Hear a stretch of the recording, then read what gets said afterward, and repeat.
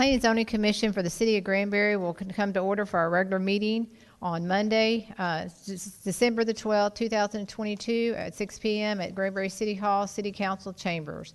The first item on the agenda tonight is, I don't think we have public comments on a non-public hearings. I don't think we have any non-public hearings, do we? And we don't have any. Yeah, everything is, okay. So we'll move on to item C, the consent agenda, which is approval of the November 14th, 2022 regular meeting minutes. Do I have any corrections or additions to the minutes as prepared by staff? Motion to approve. If not, I have a motion to approve. And I have a second. Second. All in favor say aye. Aye. Opposed? Motion carries. Okay. And the City of Granbury Commission, our Planning and Zoning Commission now is going to convene and out of open session into executive session. We're pursuant to Texas Local Government Code Section 551.071, consultation with attorney. Planning and Zoning Commission for the City of Granbury will come out of executive session and go back into regular session. Please note that all members are present and we're present for executive session also. We are going to move up item D12 to our next item on the agenda. D12 is a public hearing request of City of Granbury to amend select sections of the City of Granbury zoning ordinance related to tree preservation and conservation. Amendments proposed are to section Article 8, landscape requirements, and Article 12, tree preservation requirements. Amy? This one will actually go to Kira. But Oh, okay. Kira? Give us a second here. We'll get to that slide. Saw you at the podium. I thought it was you. So, we get down there. See where we're at. Okay, we have a little ways to go.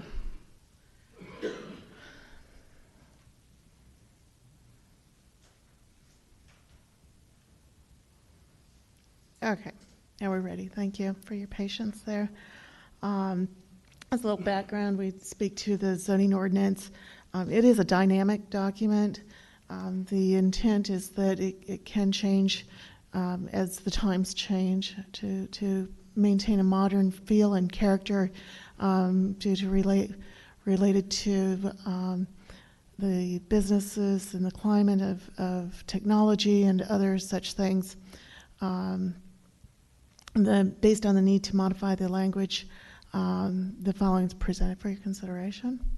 And I'm going to give you an overview of some of the policy documents and some background. Is a little bit more than what's in your staff report.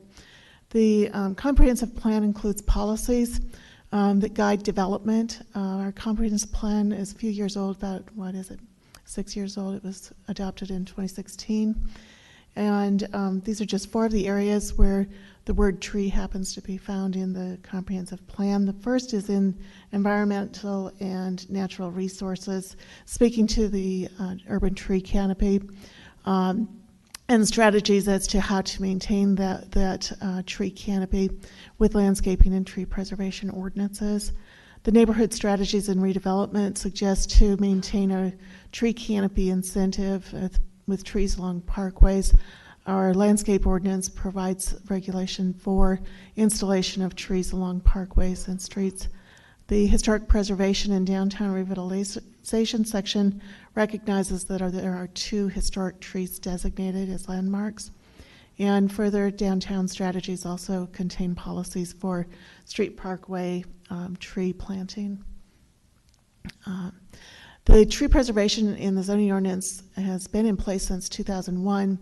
I found in my research a 2019 amendment that reduced the size of replacement trees from 3 inches to 2 inches in caliper and maintained the height from 2001 of 7 feet. And it also adjusted the measurement of the diameter of the tree trunk from a measurement of 12 inches above ground to 4.5, which I would suggest is more like the industry standard, that if you looked at other ordinances, you would find that 4.5 foot as a standard. The city is a certified scenic city, And one of the criteria, the first criteria to obtain that status is to have a tree preservation ordinance. We were first certified in 2010, and we've maintained that through today. The existing tree preservation is applicable to all properties that are 1 acre or more in size, so that includes everything. There are some exemptions here. Any property that's an agricultural purpose, if there's a damaged or diseased tree, anything for public safety, so if a tree's in the way of visibility, that tree could be justified to be removed. Utilities and for homeowners, certain situations. Tree survey is required for tree preservation. If you wanted to remove trees, you'll complete a tree survey for development, calculate the number of total inches of trees on the site, subtract from that the number of inches replaced or put back the trees being planted in, equals the total removed for a tree fee, times that $125 per caliber inch. That is placed into the tree fund, which currently stands at $104,000 and can be purposed for these kinds of things, which is also documented in the tree fund. These are what we've used the tree fund for: park trees, parking lot landscaping, downtown square trees, airport trees and irrigation, the police building trees, as well as for tree trimming. So why are we here asking or suggesting for the changes? We've had community input from developers and others in the community calling for easing tree preservation. They're concerned about the cost, the additional effort to put together their project. Sometimes trees just don't survive. The site design doesn't always accommodate preservation, and the alignment of the design with infrastructure sometimes interferes with tree preservation even after they've gone through the tree preservation plan and paid the fee. They come to find out that the infrastructure sometimes just doesn't work and they have to kind of make a redo or an adjustment. An example of a preserved tree, just as an example, this tree was preserved, but it's in a state of decline. The middle tree picture happens to be during the winter, so there's no leaves on it, but that isn't a live tree. So from 2007, it was a robust tree at the perimeter of a development. 16, it was still in that perimeter, and then a tree preservation plan was approved with that tree being saved.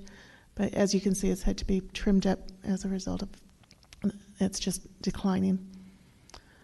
So our proposal is to retain the ordinance as a voluntary ordinance. So someone that maybe would come in and propose a development in which they are negotiating for standards of any given type could propose it as part of the negotiations. It would maintain a funding method if used. There's a portion of that funding that can be used as educational opportunities, and it would continue the potential for the city to be a certified city satisfying that ordinance criteria. And staff is recommending approval. And these are your voting options. I'd be happy to answer any questions if you have any. Thank you, Kira. I'll open the public hearing. Do you have any questions for the applicant, which in this case is the City of Granbury? If not, I'll close the public hearing and entertain a motion on this agenda item, please. Chair, I'll move to approve as presented. I have a motion by Mr. Hafes to approve as presented. Do I have a second? I'll second. Second by Mr. Moore. All in favor say aye. Aye. Opposed? Or unanimous? Everybody? Okay. Thank you. Next item on the agenda is D1.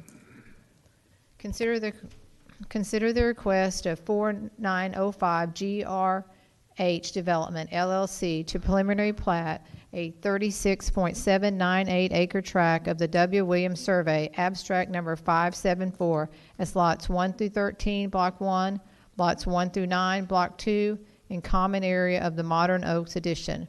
The property is located on Glen Rose Highway, State Highway 144, south of Knob Hill Drive. Amy? Thank you. This property is located at 4905 Glen Rose Highway. The size of the property is 36.798 acres, which is currently not zoned because the property is located within the ETJ and not in city limits. A little bit of platting history. It is not platted and described by survey. The purpose of this application is to propose development of 22 residential lots, which will require a recorded plat of the property. This slide indicates the actual replat document that was submitted with the application. And it shows the different subdivided lots with a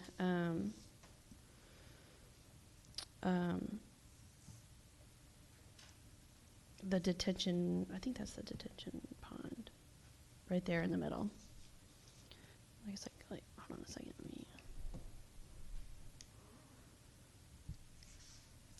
There we go.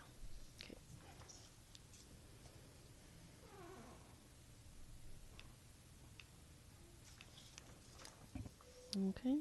The variances that have been included with this replat are a variance to 3.1 to not provide a point of access in every direction. Variance to sections 3.9 and 4.5 to not extend an 8-inch centralized sewer line to and through the site's frontage. The third variance is to sections 3.1 and 4.10 to not improve SH 144 to urban standards of concrete curb and gutter.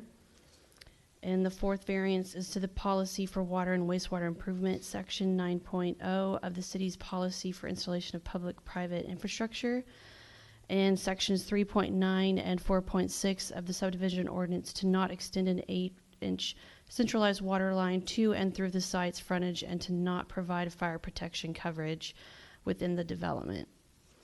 And there are no DRC comments currently. They've all been addressed by the Development Review Committee.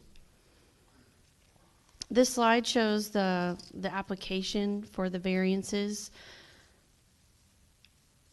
And here is the memo from our city civil engineer stating that she has approved all 4 variances for the site. And this is the application for the replat.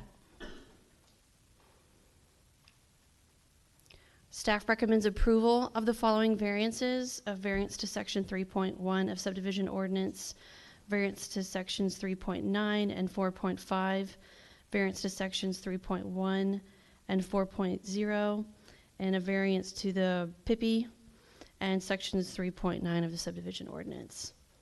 Your voting options are approval of the variances as presented or deny the request.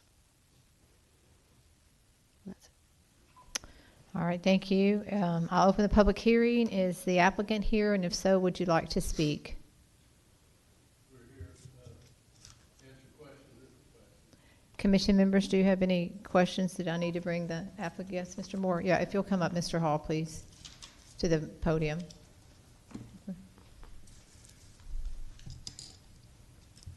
This question Okay. is... Mr. Moore? Oh, go ahead. John Hall, live at 4305 Fountain Way in the Acton area. My question refers to the what we're doing to fight fires out there, and it looks like Aqua Texas has proposed to put a 60,000-gallon tank out there and 3 fire hydrants. And I'll refer this question to Tim, as he's on the local fire department. Is that going to be enough to serve 22 homes out there? 60,000 gallons of water would be ample. Is that for municipal supply to drink?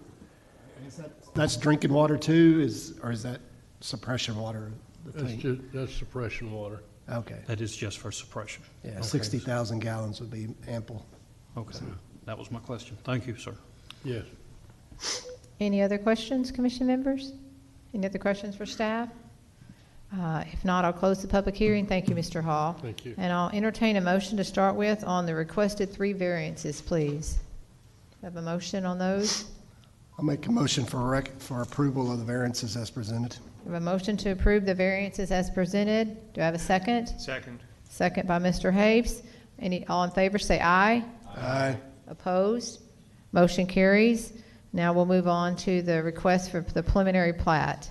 Do I have a motion on the preliminary plat? I'll make motion for approval of the preliminary plat as presented. I have a motion of the preliminary plat as presented by Mr. Hallman. Do I have a second? Second. Second by Mr. Haves. All in favor say aye. Aye. Opposed? Motion carries. The next item on agenda is tonight is D3. Consider a request of Christian and Christian Properties LLC to replat a portion of Lot 3, Block 2, and a portion of Lots 2 and 3, Block 3 of the Colston Addition as Lot 3R, Block 2 of the Colston Addition. Amy?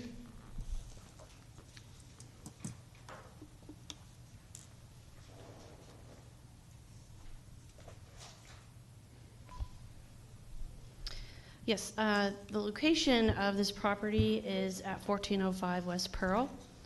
The size of the lot is 0.66 acres, which equals out to 28,830 square feet. The property was split zoned for heavy commercial and single-family residential 8400 prior to 2006. It has since been zoned light commercial.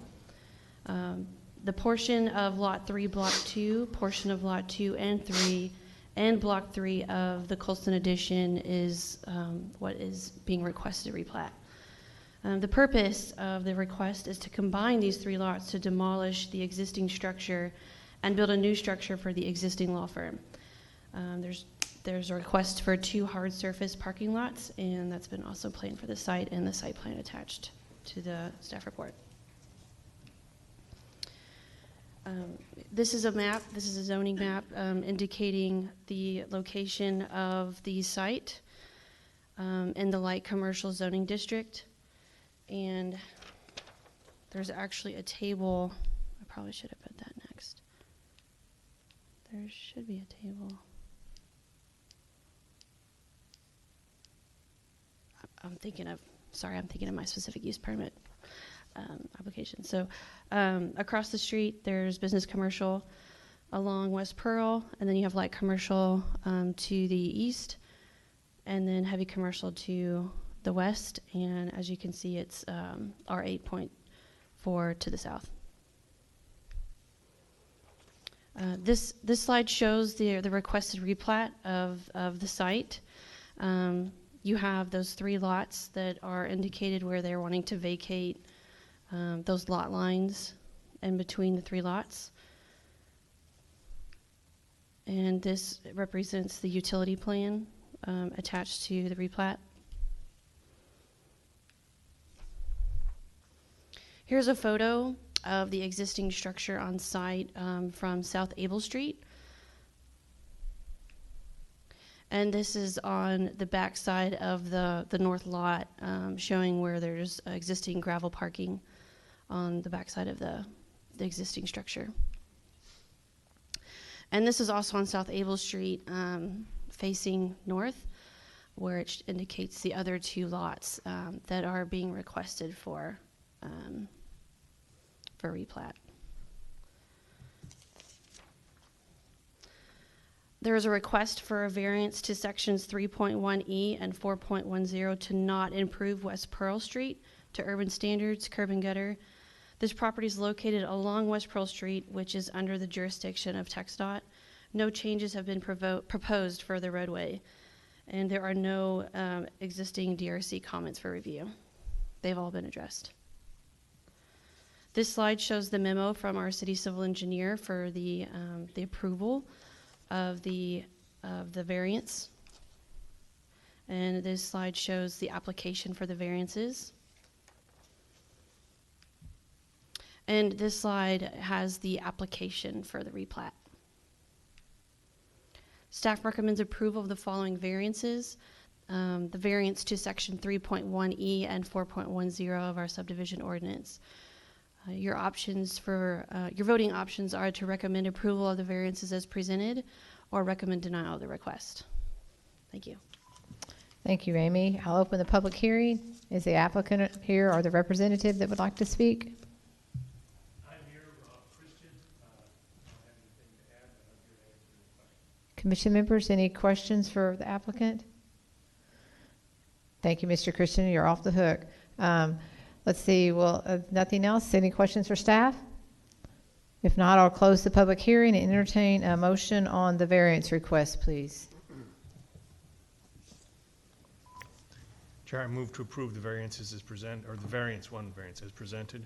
Have a motion by Mr. Hayes to approve the variance as presented. Do I have a second? Second. Second by Mr. Erdman. All in favor say aye. Aye. Opposed? Motion carries. And now we need to entertain a motion on the replat request, please.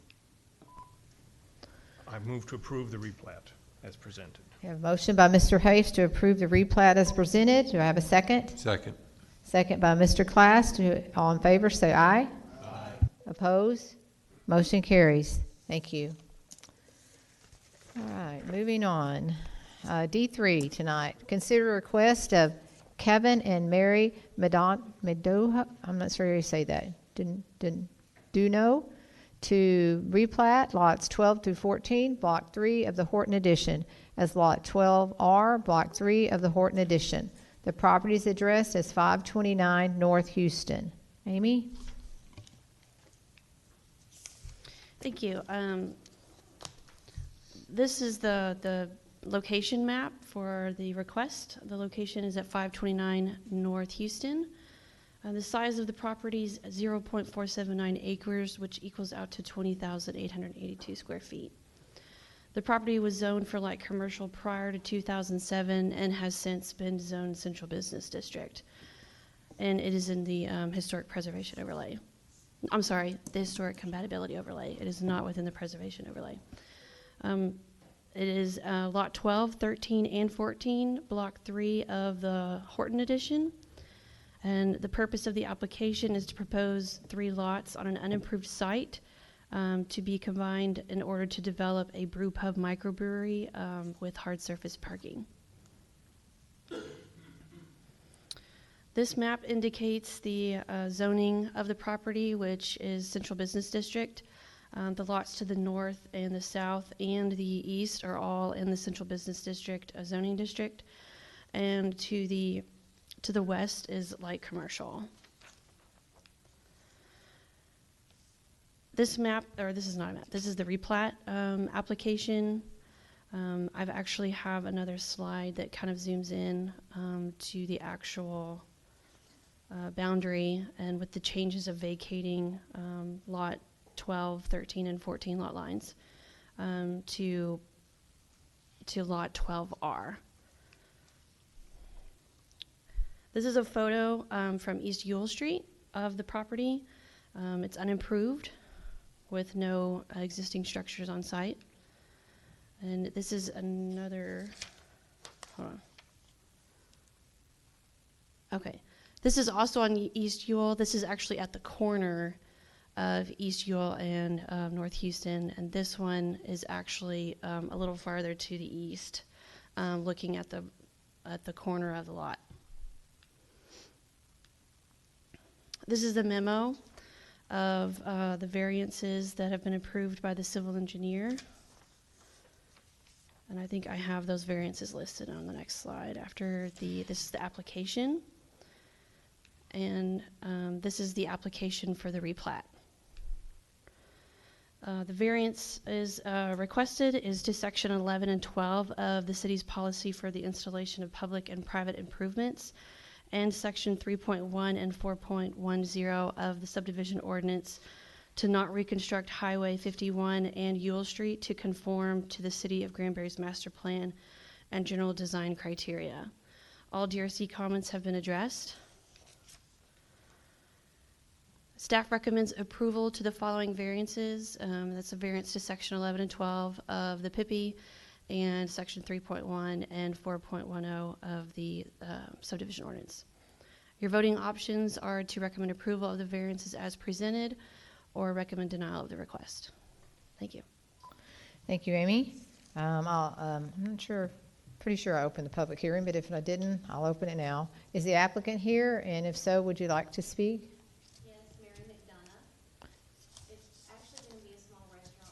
Could you come up to the, would you mind coming up to the microphone, please, and just state your name and address? And thank you. I'm Mary McDonough. The address that we're talking about right now is 529 North Houston Street. I live at 6300 West US 377 Toller.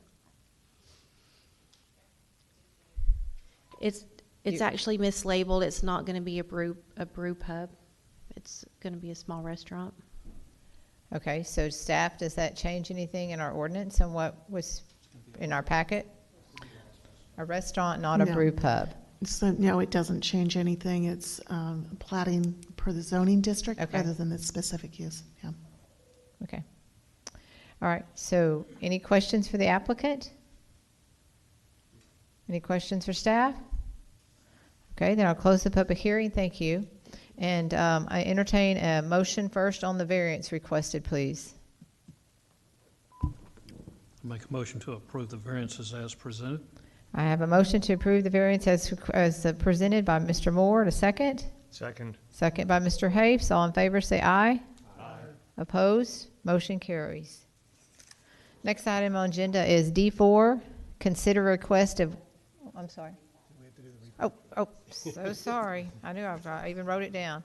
All right, so we're back to D3, PL 2022-19. Entertain a motion on the replat, please. Sorry about that. I recommend approval of the replat as presented.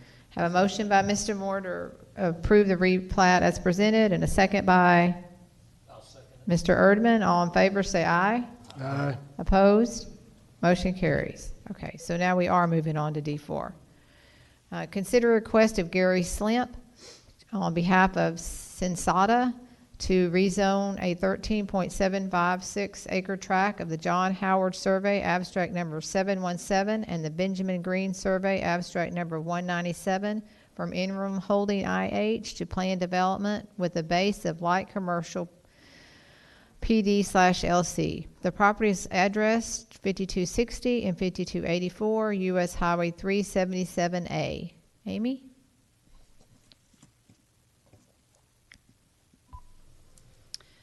Again, the site is located at 5260 and 5284 US Highway 377 on a 3.756 acre lot.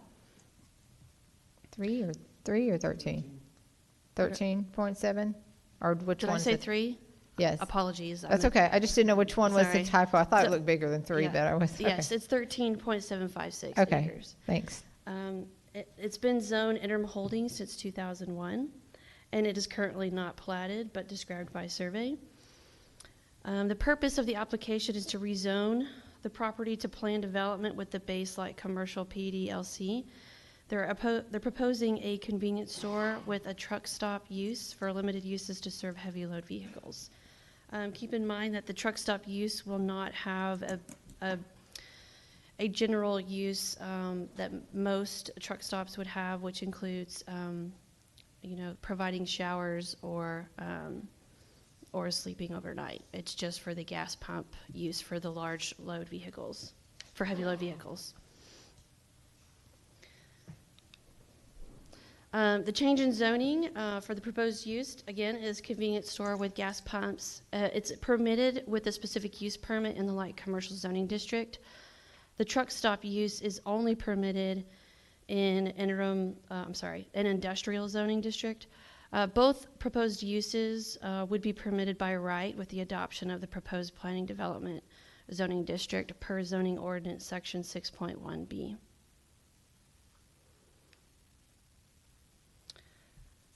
The subject property, again, is interim holding, and with the proposed use of convenience store with gas pumps and a truck stop.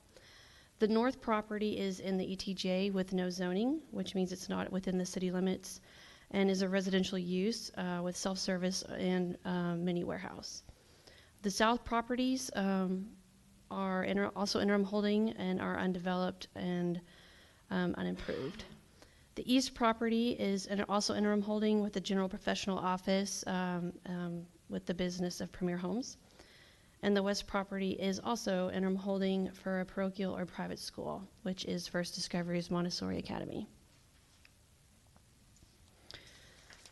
The future land use map indicates that the site is proposed for a commercial use, which was approved by City Council.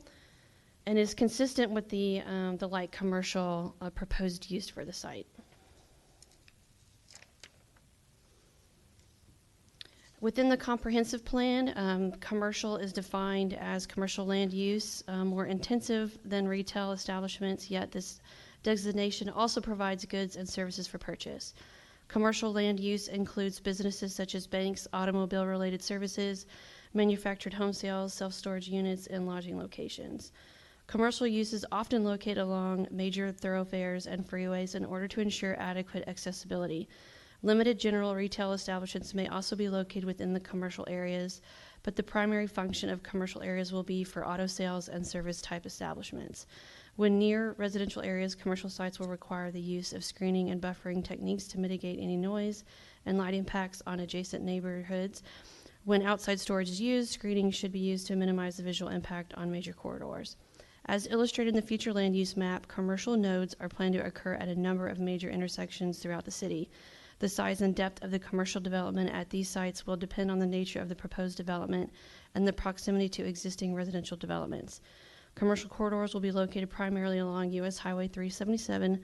Additional key commercial areas will be developed along FM4, Loop 567, FM51, and FM 167. These corridors should develop according to sound planning principles in order to ensure orderly and desirable development patterns. As future arterial roadways are extended, the nodal form of commercial development will become more prevalent. This slide shows the development plan for the site plan on the for the site,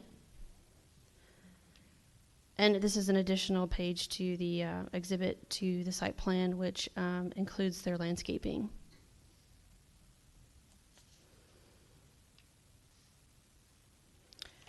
This is a photo of the northeast corner of the property. And this is a photo looking towards the property from the corner of 377 and Eminem Ranch. And this is at the corner, but it's facing the intersection, so you have kind of an indication of how they'll be coming out from the site. This photo is from the facing north towards the abandoned structure with the carport on East US Highway 377. This is the application for the rezoning. And on December 1st, 2022, city staff mailed out 13 public notices to all property owners within 200 feet and on the municipal tax roll within 200 feet of the subject property. Notice on November 26, 2022 was also published in the Hood County News as required by state law and the zoning ordinance. As of this writing, there have been no letters in favor and no letters in opposition. Staff recommends approval of the change in zoning. Your voting options are to recommend approval of the request for the change in zoning and recommend denial for the request for the change in zoning. Thank you. Thank you, Amy. I'll open the public hearing. Is the applicant here? And if so, would you like to speak? Thank you.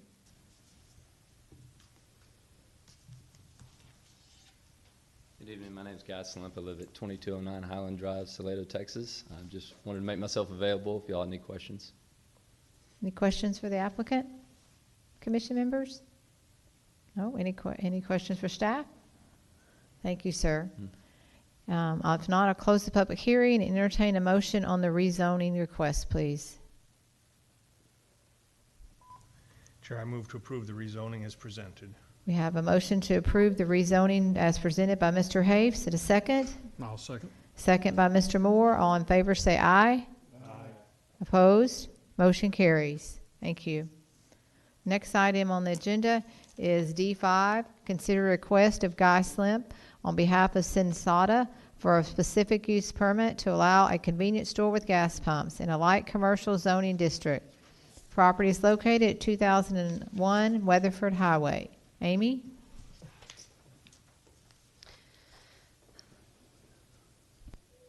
Again, this is the location of the site is at 2001 Weatherford Highway.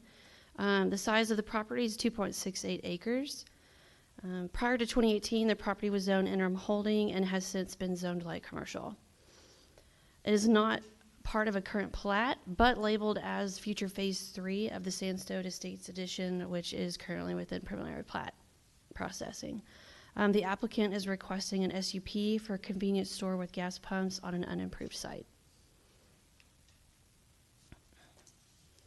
This is the zoning map, which indicates the property line within the light commercial zoning district. To the east is planned development for residential, and to the west is an interim holding, unimproved. To the south is also an unimproved site with an interim holding. And it's also stated here in the table, which is also included in your staff report. And this is looks very similar to the prior one. This site is this is the site plan that was included in the application. And this is the second page of the development plan for the site plan, which includes landscaping. Here's a photo of the property from the northeast corner. As you can see, it's unimproved. And this is actually facing, I'm standing in the same location, but I'm actually facing Loop 567, so you can see kind of what it looks like along the street side of FM51. This photo was taken at the corner of FM51 and Loop 567, facing the property. This is the application for the specific use permit. On December 1st, 2022, city staff mailed out 28 public notices to all property owners within 200 feet and on the municipal tax roll within 200 feet of the subject property. Notice on November 26, 2022 was also published in the Hood County News as required by state law and zoning ordinance. As of this writing, 24 letters have been received in favor, and there have been no letters received in opposition to the request. Staff recommends approval for the specific use permit with no conditions. Thank you, Amy. I'll open the public hearing, and I see the applicants here. Would you like to speak again, or? I have a question for you if you'll come up. It doesn't really the SUP. I just can't tell on the plat. We have an entrance on 51. Do we also have one on the loop over? Is that one, the small one that's here on the plat? Just a single entry or something? There's one on each. They're joint use access for the remainder of the development. I see this one. Oh, so I wasn't looking that far up on my screen. Yeah. Okay, sorry. I was looking further down. Yeah, they're getting it away from the intersection. Okay. All right. Thank you. Any questions for the applicant? Any questions for staff? I'll close the public hearing. Thank you, sir, and entertain a request on this specific use permit request. I'll make a motion to approve as presented. We have a motion to approve as presented by Mr. Class. Do I have a second? Second. Second by Mr. Hallman. All in favor say aye. Aye. Opposed? Motion carries. The next item on the agenda is D6. Consider a request of Bull Line Ranch Wine Shop for Pacific Use Permit to allow for the operation of a wine tasting facility winery in the Central Business District CBC zoning district. The property is located at 104 North Houston. Amy? Thank you. This is the location map of the property, and as you can see, it's in the downtown historic square at 104 North Houston. The size of the business is approximately 1,000 square feet within the Central Business District. It's platted as south half of Lot 5, Block 7 of the original Town Square edition. The applicant is requesting a new SUP to continue operations of a wine tasting facility winery with up-to-date state-issued TABC permit. This is the zoning map, which indicates that the property and the properties surrounding it, adjacent to the property, are also in the Central Business District. And this table is included in your staff report, which indicates each one of the properties north, east, south, west, which includes an art gallery, a retail, obviously it's the Hood County Courthouse, and a restaurant. This is the site plan that was required to be submitted with the application for the specific use permit. And here's a photo of the site. This is the application that was submitted for the specific use permit. On December 1st, 2022, city staff mailed out 34 public notices to all property owners within 200 feet. And there was also notice on November 26th that was published in the Hood County News as required by state law. There has been one letter that was received in favor, and there have been no letters in opposition to the request. Staff recommends approval of the specific use permit with the following condition. The SUP shall be tied to the TABC permit issued by the state and remain valid provided the applicant holds, continues, and maintains the TABC permit. Your voting options are to recommend approval as presented, recommend approval with additional or other conditions, continue the item to the next public hearing if more information is needed, or recommend denial of the request. Thank you. Thank you, Amy. I'll open the public hearing. Is the applicant here? And if so, would you like to speak? Do you have any questions for me? Any questions? Will you come up, Chuck, to the microphone, please? Yes, Chuck Corleone. Yes, I got a question. I didn't get a floor plan, but I saw it up here. You actually also, I noticed a kitchen on is that? You plan on, it says here food prep area. Is that going to be an actual kitchen or what is that? No. That's just, we serve appetizers and prepackaged goods. Okay, so no cooking? No cooking. Yep. Okay, that's all. That just Okay. confused me because I didn't have it on here. Thank you. Okay, wonderful. Any other questions for the applicant? But I will Go say, ahead. we use a toaster oven, so we do toast, okay? I ran into this problem in Grapevine the other day, so I just. That's cooking for the Okay. Yeah. Any questions for the applicant or staff? Thank you, sir. If not, I'll close the public hearing and entertain a motion on this SUP request, please. I'll make a motion for approval as presented and tied to the condition. Okay, I have a motion by Mr. Hallman to approve the SUP with the condition listed by staff. A second? Second by Mr. Erdman. All in favor, say aye. Aye.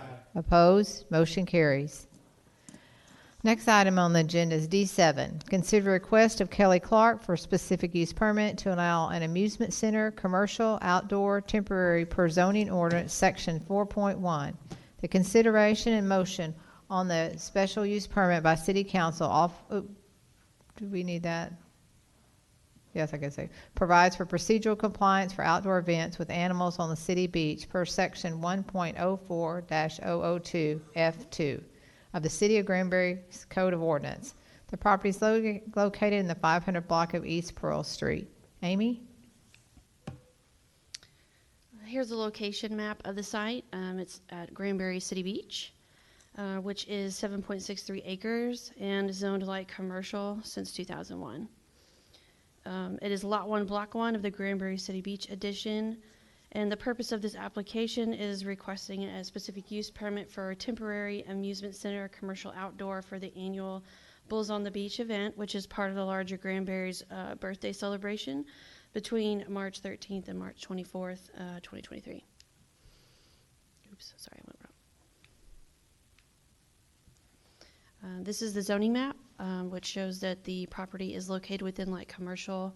All the properties to the north of the site are also zoned light commercial.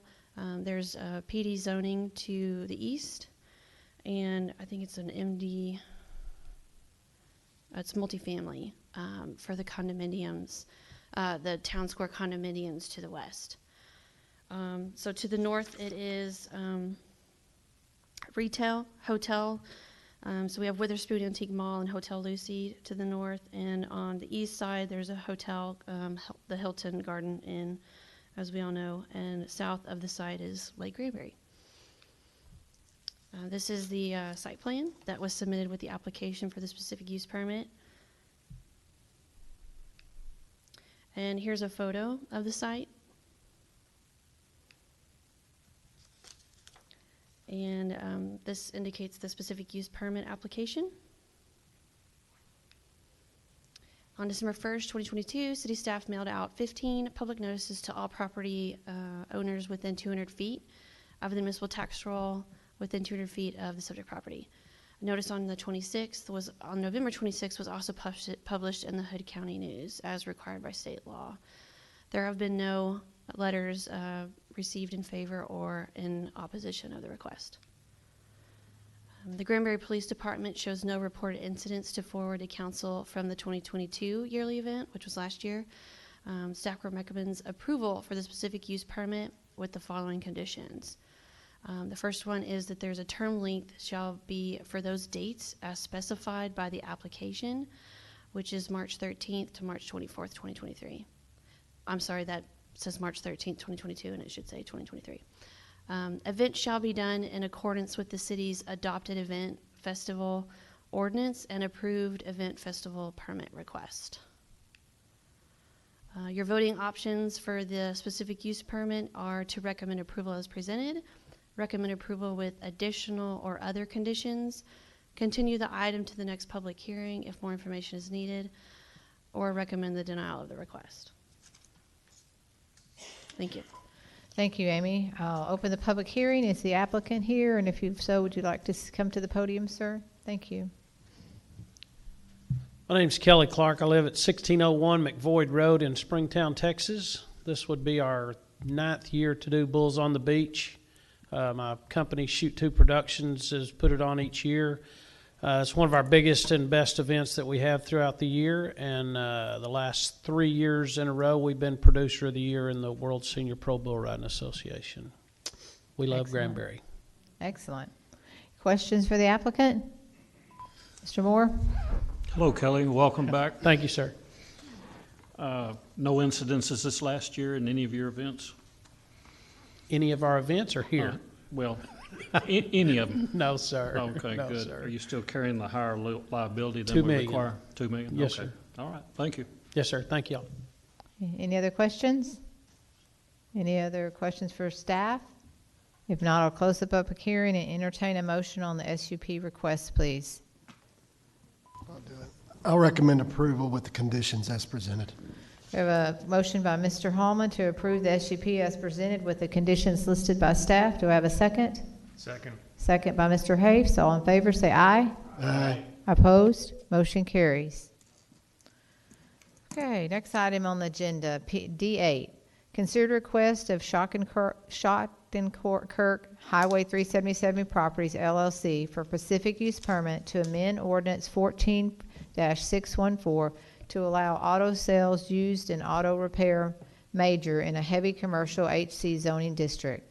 The property is addressed as 4970 East US Highway 377. Amy? Yes, the property is located at 4970 US Highway 377, which is at the intersection of Sardius Boulevard and East Highway 377. The zoning is heavy commercial, which has been the heavy commercial zoning district since 2002. It is platted as Lot 1, Tract 2 of Block 1 of the Mike Brown edition. And the purpose of this application is to request a new SUP in order to update their site plan for some minor redevelopment of the site. And this is the zoning map, which shows the property as heavy commercial. There's a planned development along the north and to the west side of the property, and it's heavy commercial to the east. The northern property is a planned development for single-family residential use, and the southern property is unimproved with Enterman Holding. The eastern property, which is heavy commercial, is also auto sales used new, which is the Schottenkirk Hyundai Granbury. And to the west, it's auto sales used for the Schottenkirk Toyota. This is the site plan that was proposed with the application. I have This is a zoomed in photo of the changes that are being proposed. And right here, this is the new Jeep facade, which is kind of like a rock wall climbing structure for use. And then right here, there used to be parking spaces, and now they've included a request for a canopy for new car sales or for new vehicles to come in and out of the property with the canopy, the steel frame canopy. This is a photo of the front of the building within the parking lot facing north. And this is a picture of where the actual, so if you see that maroon vehicle, all those vehicles that are parked in the front, that is where the new facade would go. And this is a photo of the site where the parking spaces would be removed and the new canopy would go in. This is the application for the specific use permit. On December 1st, 2022, city staff mailed out 46 public notices to all property owners within 200 feet and the municipal tax roll within 200 feet of the subject property. On November 26, 2022, it was also published in the Hood County News as requested by state law and the zoning ordinance. There have been no letters received in favor or in opposition of the request. Staff recommends approval of the specific use permit with no conditions. Your voting options are to recommend approval as presented, recommend approval with additional or other conditions, continue the item to the next public hearing if more information is needed, or recommend denial of the request. Thank you. Thank you, Amy. I'll open the public hearing. Is the applicant here? You here? Any questions for the applicant that they need to come forward? Any questions for staff? Okay, then we'll close the public hearing and entertain a motion on the SUP request. Motion to approve as presented. I have a motion by Mr. Erdman to approve the SUP request as presented. Do I have a second? Second by Mr. Moore. All in favor say aye. Aye. Opposed? Motion carries. Next item on agenda is D9. Consider request of Krista Carol Jones for a specific use permit to allow a short-term rental STR residential unhosted in a residential 7,000 R7 zoning district. The property is addressed as 901 Victoria Court. Amy? Yeah, this is the location map of the property at 901 Victoria Street. The size of the property is 0.223 acres within the single-family residential 84. I'm sorry, I have a difficult time reading that, and got my slides all mixed up. Prior to 2007, the property was zoned single-family residential 8400. It has since been zoned single-family residential 7000 R7. On the plat is called Lot 6, Block 11 of the Nut Addition. And the purpose of this application is to request an SUP for a short-term rental unhosted use for a 3-bedroom single-family dwelling. And this is the zoning map, which indicates the single-family residential R7 zoning district. All properties to the to the northeast and west are also in the same zoning district. And to the south, it is going to be the MD1 duplex zoning district. This map is it's a density map, which shows a 600-foot boundary surrounding the property, which includes all of our data that indicates any short-term rental within the area. And as you can see, there are no specific use permits or short-term rentals indicated within that density area. As presented before, this is the table that's indicated in your staff report showing that the property is an R7 with a proposed STR unhosted use, and all of the properties surrounding the site are residential use. The This is the site plan that was submitted with the application. It indicates an additional parking space to be added onto the existing drive with implanted Indian hawthorn bushes for landscape screening to the west for the adjacent property. This is the floor plan that was submitted. There is a first and second floor to the house. And this is the evacuation route plan. There is supplemental information with the application indicating the location of where the management would be coming from within an hour of the site.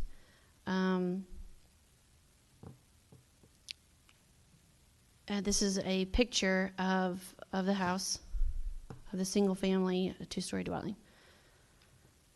And right here is a photo that I took today. It's actually from the back side. This is the lot behind the property, and as you can see, there is not a private fence, and there's no landscape screening to protect the property behind the house for that additional parking space. This is the application that was submitted with the for the specific use permit. On December 1st, 2022, we mailed out 18 public notices to all property owners within 200 feet of the municipal tax roll and 200 feet of the subject property. Notice on November 26th was also published in the Hood County News as required by state law. There have been no letters for favor or in opposition to the request. And I got to read this out of.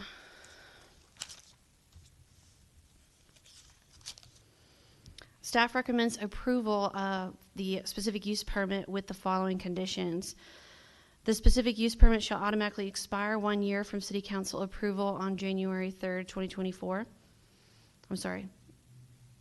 No, that's right. Yeah, 2024. The site shall conform to the site plan, Exhibit A, and the floor plan, Exhibit B. The short-term rental shall be limited to not more than 3 bedrooms. Except as provided in these conditions, except providing these conditions, the specific use permit shall be subject to the supplemental standards as contained in the zoning ordinance. 5, the specific use permit is subject to all city code requirements, permits, periodic inspections, and an inspection fee as established in the city's master fee schedule. Any violation of the supplemental land use standards or terms and conditions stipulated in the SUP may be deemed in violation of the zoning ordinance, and the specific use permit may become null and void, and or the certificate of occupancy may be revoked. And I'm reading that from the staff report. The actual slide has been, is this the one that's been updated? Okay, no, that one matches.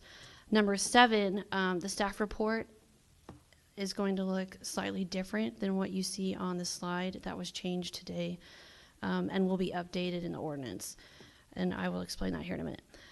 So improved hard surface concrete or asphalt to be installed, and additional landscape screening to hide the headlight sweep towards the south property prior to issuance of certificate of occupancy. And I'll explain this one here. The photo that I showed you of this property on the back side, it has come to our attention that all adjacent properties need to be protected from the headlight sweep. And currently within the site plan, they're only being protected from the property to the west. So before they receive their certificate of occupancy, they're required to also show on their site plan that they are going to put in landscape screening on the back side of the property to protect the home to the south of the site. I hope that makes sense. Voting options for the SUP are to recommend approval as presented, recommend approval with additional or other conditions, continue the item to the next public hearing if more information is needed, or recommend denial for the request. Thank you. Thank you, Amy. I'll open the public hearing. Is the applicant here? If so, would you come to this podium I'm sure there might be questions. Maybe. And thank you for hanging in so long with us. It's my pleasure. I'm Chad Jones. I live at 5607 Dye Drive in Arlington, and I'm here to answer any questions. Mr. Moore? Good evening. Is there an HOA in this addition? No, sir, there is not. There is not, okay. And I noticed in your proposal that you plan on maintaining the property? Yes, sir. Okay, from Arlington? Yes, sir. We do intend to contract or make relationships with local contractors and cleaning services to be able to manage, to actually perform the work. But the actual, I guess, management part of it would be from Arlington, yes, sir. Okay, I'm talking more than landscaping. I noticed the backyard probably needs a little work right now, so. Yes, sir. So we would be contracting with a landscaping company as well to come by like on a weekly or bi-weekly basis. Okay.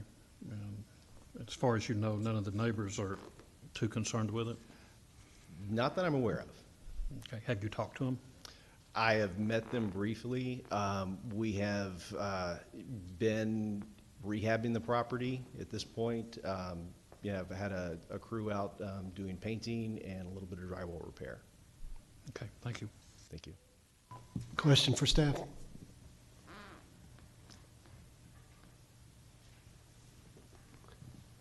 Amy, was this a non-conforming one, or is this a brand-new bed and breakfast? Like, i.e., was this one caught by code enforcement?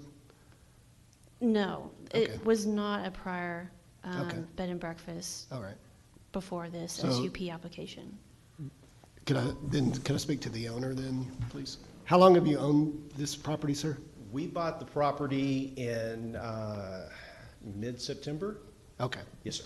All right. We, I'd responded to that house a couple of times for some illegal fires going on there, so that's the reason I asked. So you're a relatively new owner. Oh, that's it's kind of troubling. My wife and I, we came to Granbury on our anniversary, and we kind of fell in love with the. Yeah, with the this previous place. owner liked to burn in the backyard, and the neighbors would call on him quite frequently. So. Oh, okay. Did not know that. Yeah. You might want to introduce yourself as you're the new neighbor, so might be a good thing.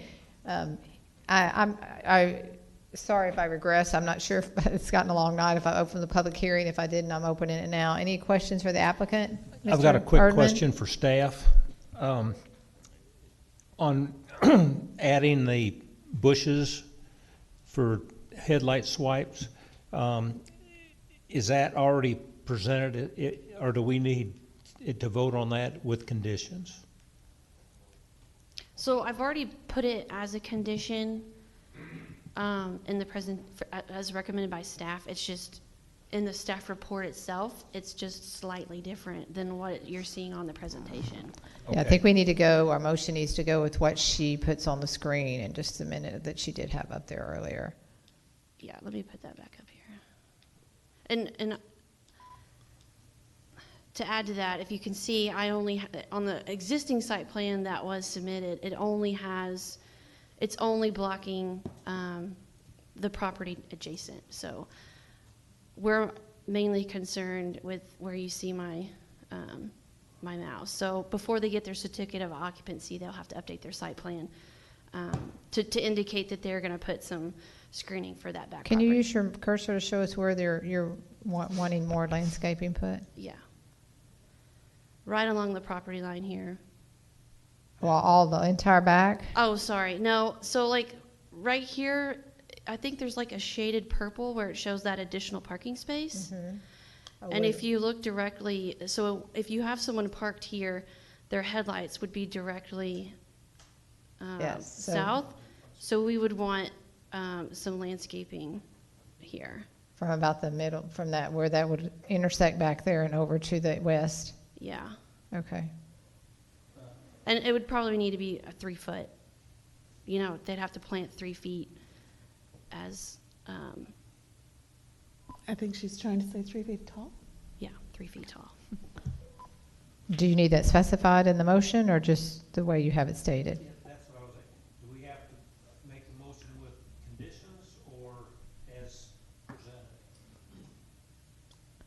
Is the way you have it on number 7, does that cover what you need? Or do we need to do more with height? You could recommend additional, just to clarify that 3 feet. That way it specifies how tall they have to have it once they originally plant it. Any other questions for staff? So we're just still, staff is, Would the applicant please return to the podium? Sorry, I'm making you go back and forth. I That's okay. apologize.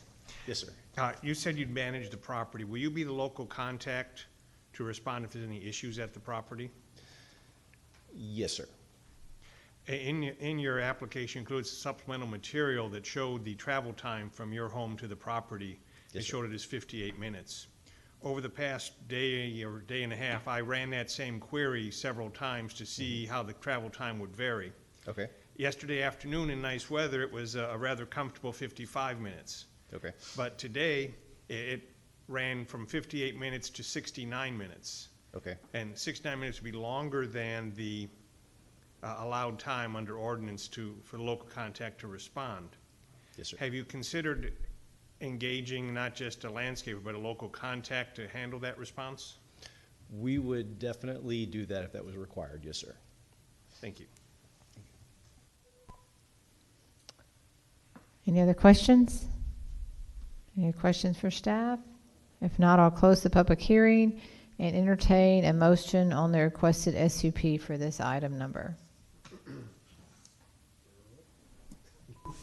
I'll make a motion with the condition that we add the bushes, say, 4 foot tall? 6 foot? Okay. That's my motion. Okay, so his motion, I believe, is what's up on the screen to approve the SUP with all the conditions listed, except for addition to number 7 is the landscape screening will be 3 feet minimum. Is that correct? All right, so I have the motion by that stated like that, or for Mr. Erdman. Do we have a second? Second. Second by Mr. Hallman. All in favor, say aye. Aye. Opposed? 1 opposed, Mr. Moore. And motion carries.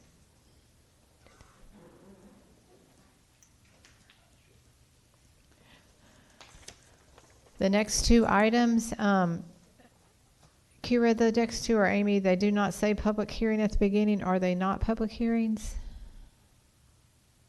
Angela? D10 and D11 for some reason don't have public hearing. Was that just an omission? Or,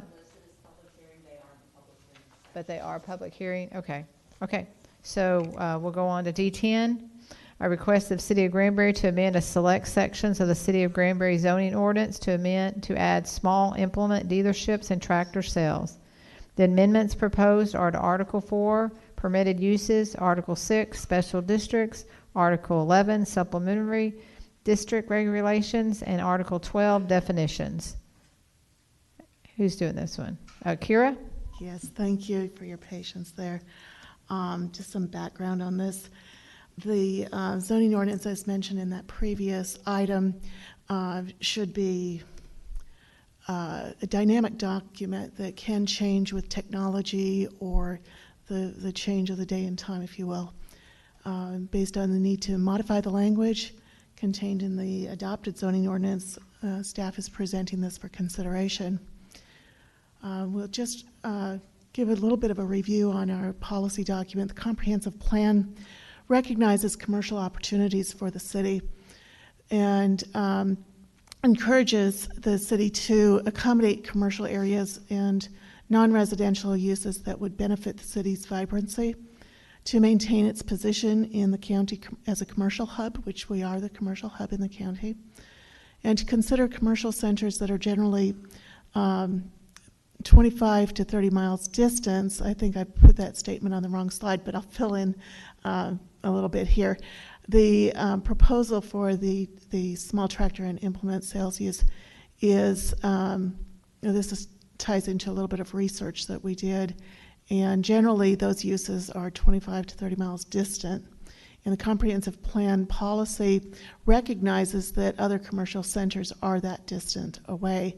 So this demonstrates that with input from our customer base, that there is a demand for this kind of use in the community. This is just a comprehensive plan.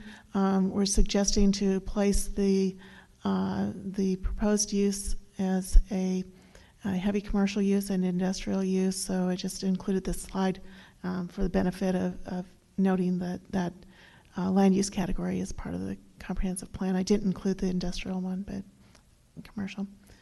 A little bit of research here. Other communities, as I mentioned, and those with small ranches and farms, as well as moderate to larger residential properties nearby, those properties have that use available, as mentioned, in our competing cities outside of the county.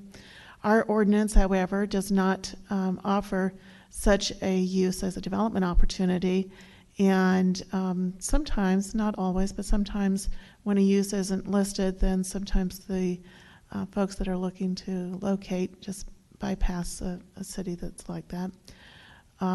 Offering these uses would advance the intent of the comprehensive plans for goals for a vibrant community, and there is a desire to develop properties offering these activities.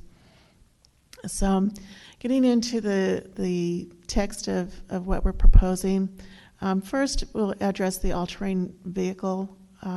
That's comparable to utility vehicle, utility task vehicle, and as a comparable use, we're proposing to add utility task vehicle to the all-terrain vehicle definition in the ordinance, and that can then reside there in those uses.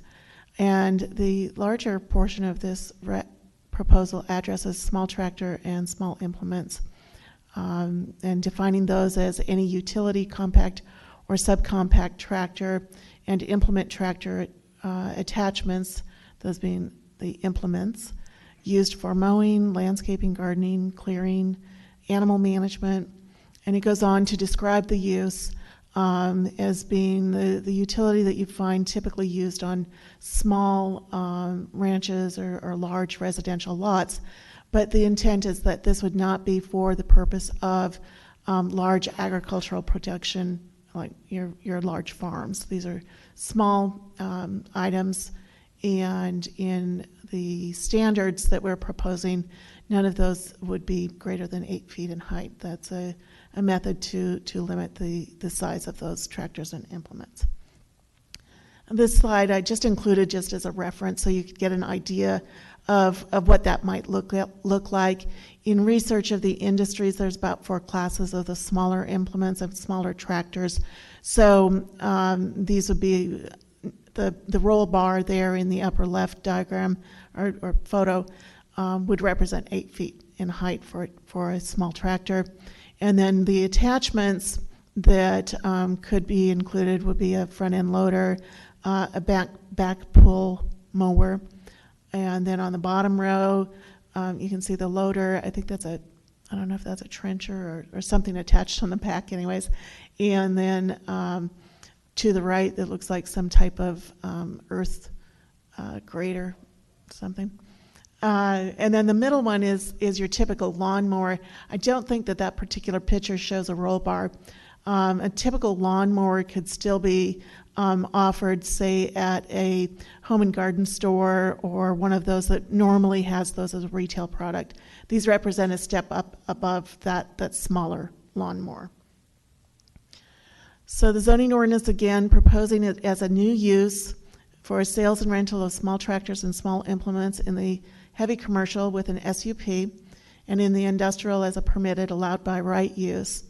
And so this is a little bit comparable to automobile sales and repair, new and used, which is also heavy commercial with an SUP, and an industrial permitted. I apologize, I'm not sure why that slide is a little wonky there, but sorry. And then proposing again to add the UTV to the definition of a all-terrain vehicle. The supplemental standards that are proposed include for the SUP, the site plan, lighting directed away from residential zoning and development, a minimum site area of 2.5 acres minimum.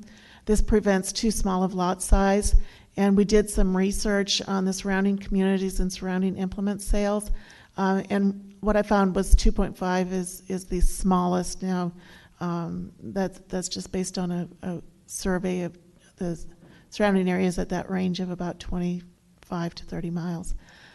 Let's see, precludes the dismantling of parts, storage of wrecked or junked items. The storage and display has to be on a improved hard surface. That can be asphalt or concrete. The repair and maintenance is to be in an enclosed building, so not outdoors. And the maximum height of tractors and implements to be 8 feet. Location criteria, we would continue to preclude this kind of use from the Historic Preservation Ordinance District.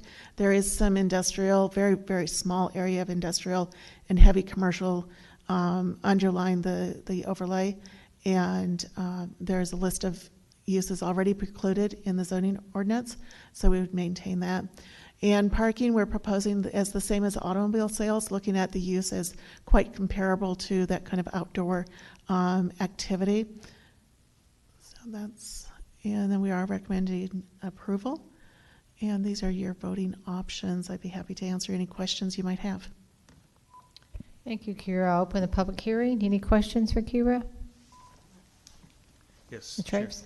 Kara, when I read the definition of a small tractor, I don't see how it excludes riding lawnmowers. Since it's a small tractor used for mowing and residential use, which is covered in the definition, do you explain how riding lawnmowers are excluded from this category? Okay, so with a small tractor, it has a mower attachment. As with a riding lawnmower, typically those are sold with the mower device already in the, what I'll call the undercarriage, underneath where you sit on the riding lawnmower. With the tractor, the lawnmower device does not have to necessarily be attached beneath that area where you sit. It can be either pulled behind, and I think I've seen some that are off to the side. Right, so attachment means removable. Removable. So if it's an integrated mowing deck, it would not be covered under this. Thank Right. you, that makes it clear. Okay. Thank you. Any other questions? If not, I'll close the public hearing and entertain a motion on this amendment to selected sections of the zoning ordinance.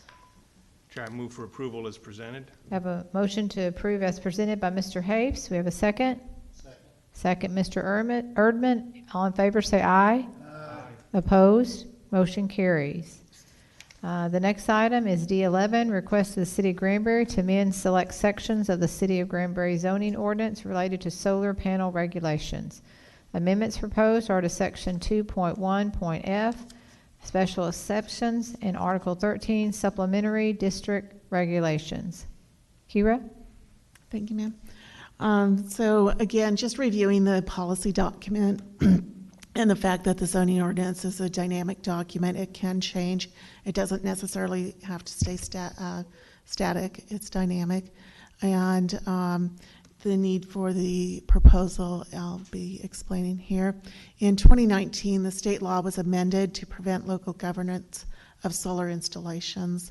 And our zoning ordinance was not updated. We felt that there's a possibility that the legislation could be reversed or otherwise changing, causing a repeated effort to amend the zoning ordinance.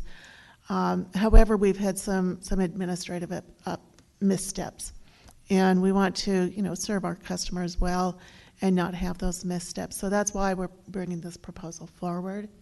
The amendment would remove solar panel language from the zoning ordinance, and the related state statute does state that municipality may not prohibit installations of solar devices. There is a non-zoning ordinance exception for municipally owned utility services to a customer service area. There's some technical language in the ordinance that I think, in summary, it serves the safety of connecting those devices to the municipally owned service utility. Provides for some safety measures there. So that is the proposal, and staff is recommending approval of the proposed language in your staff report. And these are your voting options. Thank you. Thank you, Kira. I'll open the public hearing. Do you have any questions for Kira? Mr. Hapes? Kara, I'd like to suggest one word be changed.